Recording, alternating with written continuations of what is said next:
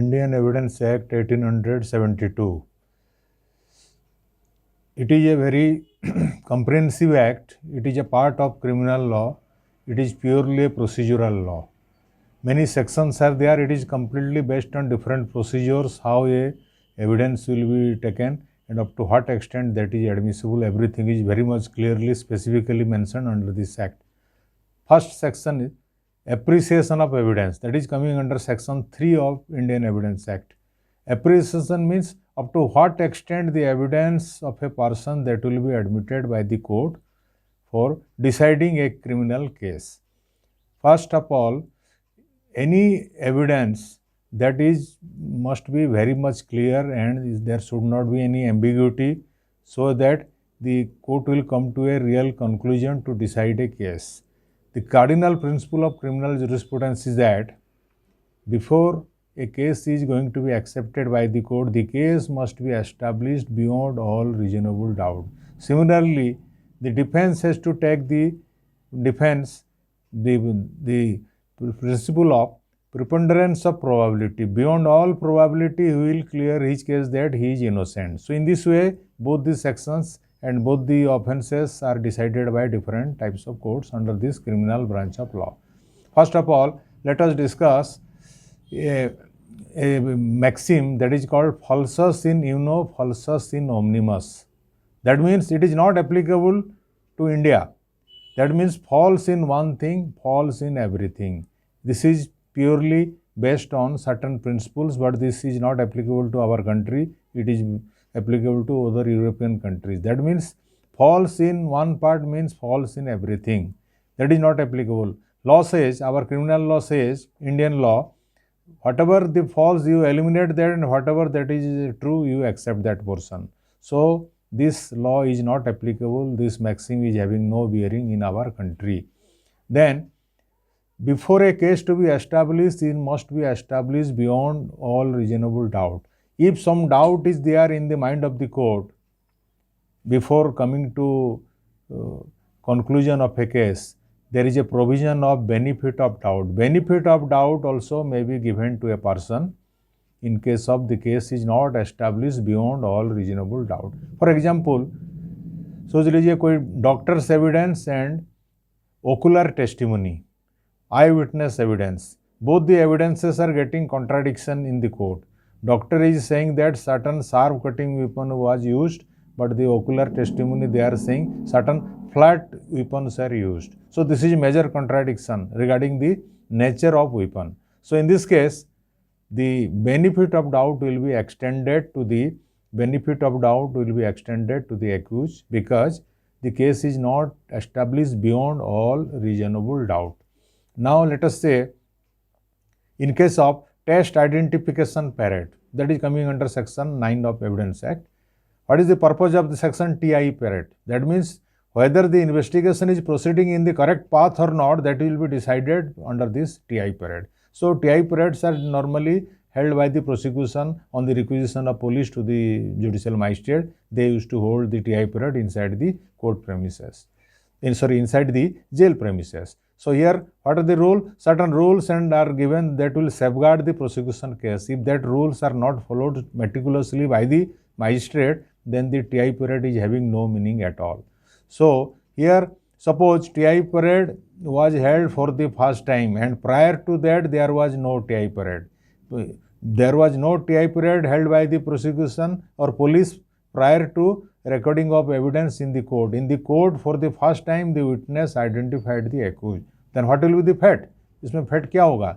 जब पहले कोई आइडेंटिफिकेशन नहीं हुआ है, अब पहली बार कोर्ट में एक्यूज को आइडेंटिफाई कर रहा है, आइडेंटिफाइंग विटनेस, तो उसका एविडेंसरी वैल्यू कुछ नहीं है, because there was no prior TI parade. So the TI parade system must be followed and meticulously, and there should be clear compliance of all the rules and regulations given under this act.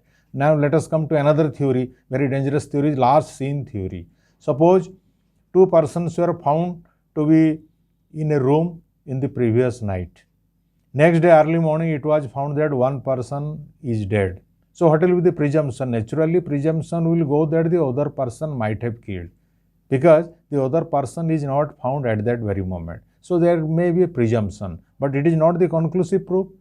Basing on that, we cannot punish that person. So last seen theory is another theory basing on which a person before his death he was found in the company of other person, and there must be a close proximity. Then only last seen theory will come into operation. So last seen theory, of course, it is a dangerous theory, but it is not a conclusive evidence. Simply a person was found with the disease prior to some hours of the incident of his death, or he was found to be died.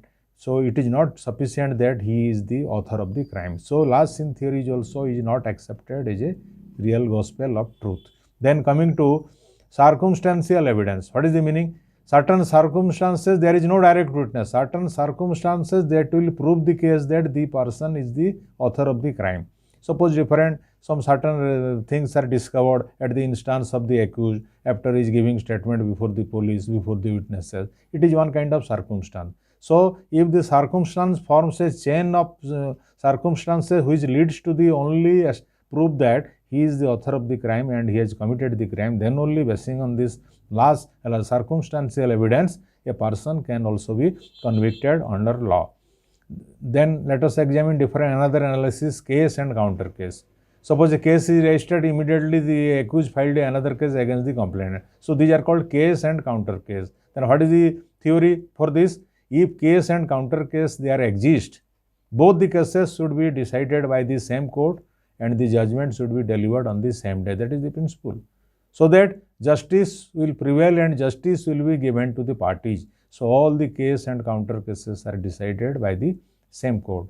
If the cases are decided by different courts on different dates, hearing will be taken up, then definitely it will lose its sanctity. So there will be benefit of doubt will be given to accused. Then let us come to the, suppose the case is not established beyond all reasonable doubt, then what will happen? The benefit will be extended to the accused. Many theories are there.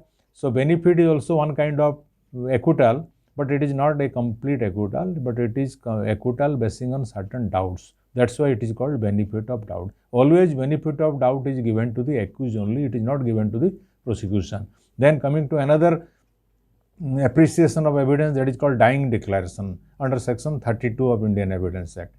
What is the purpose? The purpose is that before a person is going to die, he will never tell lie. So this is basing on this formula, the dying declaration section is incorporated under section 32. When a person is going to die, his statement will be recorded by the police, either through a magistrate or through a doctor. Anybody is competent under law, they will record. And it must be observed that before recording the statement, the person must be in full conscious state of mind and his statement is not biased and his statement is not influenced by any other person. If the statement is not biased and not influenced by any other person and it is made voluntarily in free conscious state of mind, then they definitely basing on that dying declaration, a person can also be punished under law. So it is also one of the very good appreciation of evidence relating to this dying declaration. Then let us come to FIR. Everybody knows FIR is not a substantive piece of evidence. What is the purpose? उसका purpose क्या होता है? FIR is only meant for either corroboration or for contradiction with the maker thereof. So the purpose is very limited. Either you can use it for corroboration purpose or you can use for it contradiction purpose with the maker only. So FIR, so certain rules and regulation procedures are given. Suppose a person is going to lodge a FIR after 5 days or 7 days. Definitely it will lose its sanctity. So FIR should be lodged in promptitude and promptly it should be lodged before the concerned police station within which area the incident has happened. So if the FIR is filed as early as possible within the proper area and proper jurisdiction, then definitely basing on that FIR, a criminal prosecution will be launched and the investigation will be commenced by the police. So FIR also plays a very vital role in deciding a case. And when FIR is signed by some maker, his signature must be also established by the prosecution and it must be proved. If it is not proved, then the sanctity of FIR also lose gradually. Then coming to delay, suppose there is a delay in lodging FIR, then definitely it will weak the case. Once the delay is properly explained and satisfactorily explained and there are cogent reasons for lodging FIR in delay, then definitely it will give some help. If this delay is not properly explained by the prosecution and there is a inordinate delay, then definitely doubt will come in the mind of the court that the FIR might be a tainted, or it may be a manipulated, or it may be a concocted. So basing on that, the prosecution case will definitely suffer. So FIR should be lodged in promptitude. Then coming to another peculiar theory of these witnesses, different types of witnesses are there. Some witnesses are eyewitness, some are called hearsay, some are called interested witness. Let us examine first interested. What is the meaning of the term interested witness? Any witness who is having interest over the prosecution case, he is called interested witness. Suppose father of the accused, a father of the injured has seen the incident.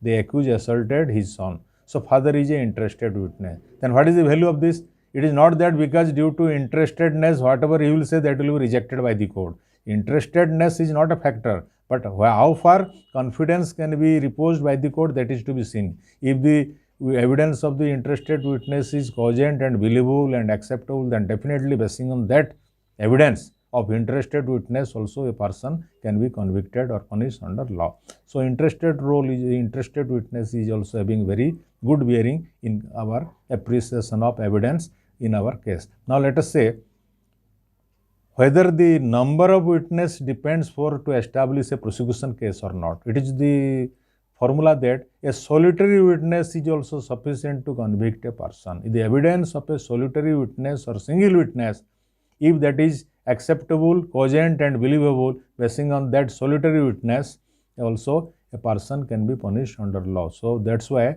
it is said that the number of witnesses does not count, and this quality of witness that is required for prosecution case. Then coming to, so in this way different types of evidences we will discuss. So these are called appreciation chapter of this. Now let us come to the examine the statement of a victim of rape case. She is called prosecutrix. What is the significance and what is the value of the evidence of a prosecutrix before the court of law? Law says corroboration is not a rule, it is an exception. Basing on the single testimony of the victim of a rape case, a person can also be punished under law, even though it is not getting fully corroborated with medical evidence. So the evidence of the prosecutrix is having very high value under our Indian Evidence Act. Now in this way different types of appreciation we have discussed. There are many other theories also there, but now for the time being it is sufficient to discuss the different appreciation. Now let us come to another very important theory of evidence, that is called res gesti theory, that is coming under section 6 of Evidence Act. What is res gesti? It is an exception to hearsay evidence. As you know, everybody knows, hearsay evidence is no evidence. But this res gesti formula is an exception. Even though a witness has not seen the incident, his evidence can be acted upon, and basing on his evidence, even though he is not an eyewitness, a conviction can sustain. Then what is the formula? If the person who has seen the incident or who is the victim of the case, immediately he has narrated the incident before his close relation, immediately, and so that immediate relay of the information or news to the other person, even though that person is a hearsay witness, his evidence, whatever evidence he will adduce before the court, that is directly admissible under this res gesti theory. So it is called, so the evidence that strays on the evidence of chain of transaction to ascertain the crime. Once there is a crime is there and it is circulated through different chains and it is in close proximity. So there is res gesti formula is also acceptable under law, and basing on section 6, a person can also be convicted even though he is not the eyewitness. Now let us come to another appreciation, that is called test identification parade under section 9 of Evidence Act. What is the meaning of this term TI parade? Why prosecution used to hold TI parade? The purpose of holding TI parade is to ascertain that whether the investigation is proceeding in the correct path or not by the investigating agency. So that is the only purpose. Then what is the formula? Similar color, similar statute persons should be stand in the parade. That parade used to be held normally before the judicial magistrate inside the jail premises. Similar statute, similar complexion, and similar demeanor person should be placed in the parade. If there is any deviation, then definitely the entire TI period will be vitiated. In one case, suppose it is a case of dacoity case. Suppose the accused is a Nepali origin person. So all the person, those who will stand in the that parade must be of Nepali origin. There should not be a person of any other origin except Nepali. If there is any deviation in this, the entire TI period shall be vitiated. So TI period should be done very carefully and at an earliest. There should not be inordinate delay. Suppose a accused is apprehended within 5 days and TI period will be taken up after 3 months. So it loses its sanctity. So the very purpose is frustrated. So the TI period should also be done in promptitude and in as early as possible. Then coming to another different types of pleas, you must be knowing. First is admit plea, second is denial plea, third is alibi plea. This section 11 relates to alibi plea. What is the alibi means elsewhere.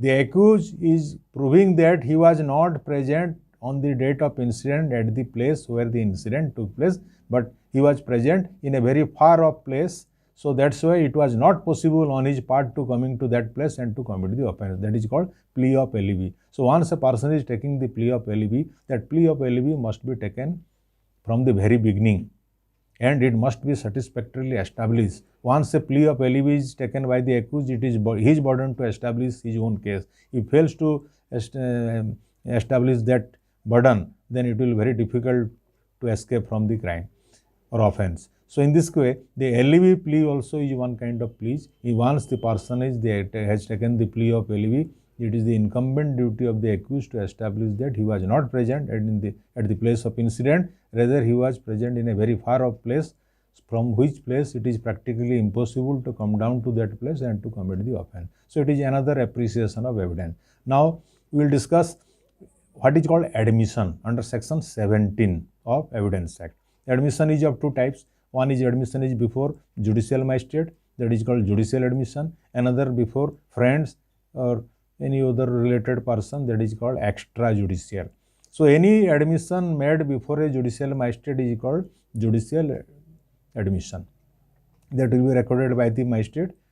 But the other one is extrajudicial. That means it is not made before a magistrate, it is made before a person with whom certain confidence is reposed by the accused. It is to be seen what is the relations with the person before whom the accused has given his admission. If the person is coming under very close proximity and their relation is very closely, they are related to each other due to friendship or some other relation, then it is admissible. If their relation is not having closeness and they are not coming under close proximity of friendship, then that type of extrajudicial admission also is having no bearing in the prosecution case. So this way, these are different types of admissions and plea of alibi. Now let us come to a very important chapter, that is called leading to discovery. That is given under section 27 of Evidence Act. Leading to discovery means up to what extent a accused will lead the police or investigator to the place of concealment and he will give discovery after giving a statement before the police that will be recorded. So the accused must be under arrest. That is the prime condition. The accused must be arrested. Thereafter he will give some statement. That statement will be recorded by the police and at least two witnesses will be appended their signature before that statement. Thereafter the accused will lead police and other witnesses to the place of concealment, and that place must not be an concealed place, that must be a concealed place, and from that place the accused will give his discovery by discovering the weapon of offence in his own hand. Then only this leading to discovery is completely completed. If any discovery is given from an open place, accessible to everybody or accessible to all people, that is a village common path or public road, that type of discovery is having no bearing under this section 27 of Evidence Act. So this discovery should be done very meticulously by following all the provisions of Evidence Act by the police. Then coming to another this evidentiary value, that is called dying declaration, that is coming under section 32 of Indian Evidence Act. What is the purpose? The motto behind this recording of dying declaration is that a person will not speak false before his death. That is the accepted truth. Suppose somebody is going to die, at that time definitely he will not involve a person, innocent person. Definitely he is involving somebody, means he must be having certain bearing or having illegal act for the commission of any injury sustained by that person who is going to die. So normally when the investigator they found that the injured is going to die, they used to record his statement either through executive magistrate or through the doctor treating doctor who is available there, and whatever that statement will be given by the injured person before his death, that is a very good piece of evidence for recording a conviction against the accused. And it must be certain safeguards must be taken. What is whether the person is giving declaration, he must be in full conscious state of mind, whether there should not be any bias, there should not be any influence on the person to say like that. So there should not be any tutoring. Many things are there. So all these things are properly taken care of, and this statement is voluntary, free from any bias, and it is in full conscious state of mind, then basing on that piece of evidence, the person can also be convicted under law. So it is one kind of another appreciation of evidence, and we can say it is very good evidence act under this formula. So this dying declaration also is a very important theory under this Indian Evidence Act. Then coming to different opinions regarding expert opinion, that is given under section 45. What is expert opinion?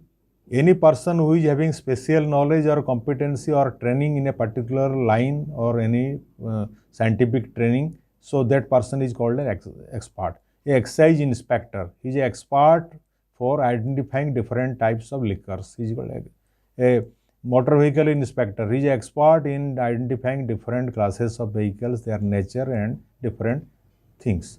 A doctor, he is an expert of human anatomy, he is an expert. So these are different types of experts given under our law. So what is the evidentiary value of statement given by expert? That is to be seen under this chapter. So here, first of all, the evidentiary value of expert is definitely complete evidence. Suppose a statement of a witness is getting contradicted with the evidence of the expert, then what will happen? Definitely the expert evidence shall prevail over the private witness, because expert's evidence is directly admissible. Nobody can challenge that statement. Sometimes the evidence of, suppose a motor vehicle inspector's evidence or any handwriting expert's evidence, even also without their examination in the court also, their evidence is directly admissible under this expert evidence. Sometimes suppose a doctor has conducted autopsy. In that case, the doctor has to be examined by the court and he has to give his opinion, what is the cause of death, and how he has come to a reason for finding what is the cause of death he has mentioned. In that he has to give the cause and reason. If that is not given with sufficient reason, then that is also having no value at all. So certain guidelines are also given in writing the postmortem report by the doctors. That is also very much vital, and those opinions are directly relevant under the law, and unless those evidences are rejected, then definitely basing on that also a prosecution can succeed in the case. So expert evidence plays a very vital role in the evidentiary value of any case. So in this way, the different types of evidences are there, and basing on this, a person can be established or a case can be established before the court, and the court will examine and he could weigh the evidence that is given under this act before this. So naturally the expert evidence is having very good bearing in the prosecution case, and without that a case cannot be established under law. So expert evidence, sometimes there is a contradictory opinion given by the experts. One expert is saying something, another expert is, so definitely the benefit will go to the accused in that case. Always benefit goes to the accused in case of all prosecution under our criminal law. So this expert evidence is also having very good bearing in our adjudication of all criminal cases. Rest section I will give in the next class.